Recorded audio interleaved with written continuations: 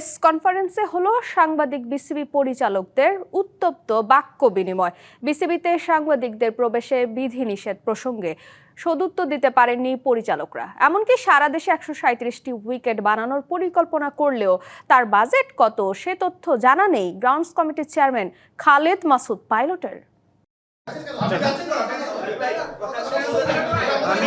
আমি আপনার অনেস্টলি বলি, আমি পার্সোনালি নট পরিচালক হিসেবে আপনার কোশ্চেন করাটা আমার পছন্দ হয় না বলে আমি চলে যাচ্ছি। মুখোমুখি অবস্থানে বিসিবি গণমাধ্যম কর্মীরা, নিরাপত্তা ইস্যুতে সাংবাদিকদের প্রবেশে বিধিনিষেধ দিয়েছে ক্রিকেট বোর্ড। এই প্রসঙ্গে প্রশ্ন করতেই বাধে বিপত্তি। মনে হয় আমরা একজন দুজন মানুষটা আমার মনে হয় পরিবেশটা নষ্ট করে দিলেন।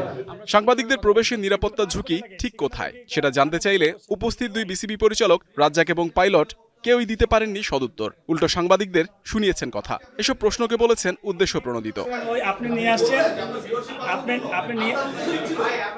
ফিক্সিং বিতর্ক নেতিবাচক বক্তব্য দিয়ে বিসিবি পরিচালকরা আলোচনার কেন্দ্রে। ক্রিকেট সংশ্লিষ্ট সংগঠকদের অভাবে বিসিবি প্রায়ই হচ্ছে প্রশ্নবিদ্ধ।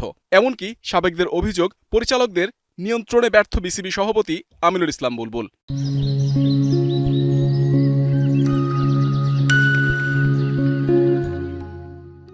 কেউ ক্রিকেটারদের সম্বন্ধে খারাপ কথা বলে ফেলছেন, কেউ ফিক্সিং এর সাথে জড়িত হয়ে যাচ্ছেন, কেউ রিজাইন করছেন।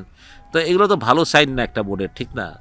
সারা দেশে 137টি উইকেট বানানোর পরিকল্পনা বিসিবির, অথচ বাজেট কত প্রশ্নে এলোমেলো বিসিবি গ্রাউন্ডস কমিটির চেয়ারম্যান খালেদ মাসুদ পাইলট। আমার জানা মতে বাতেন ভাই বলতে হবে, সম্ভবত আমরা বাজেটটা পাস করাইছি, তাই না বাতেন ভাই? আপনারা যে কেউ পার্টিসিপেট করতে পারেন, সমস্যা নাই। টাকার কথা বলেন না, ওই বাজেটটা আমাকে আলাদা দেখতে হবে, বিকজ আমি তো দেখি না, দেখতে হবে।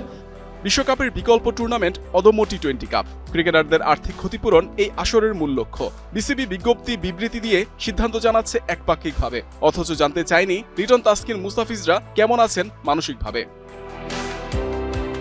ক্রিকেটাররা কতটা সন্তুষ্ট সেটা জানার উপায় নেই। গণমাধ্যমের সাথে কথা বলতে বিধিনিষেধ দেওয়া হয়েছে হৃদয় শরীফুলদের। এমন পরিস্থিতিতে অস্থিরতা বাড়ছে। টাইগার ক্রিকেট এগিয়ে চলছে উদ্দেশ্যহীন লক্ষ্যে। Muhammad Nazim, DBC news, Dhaka.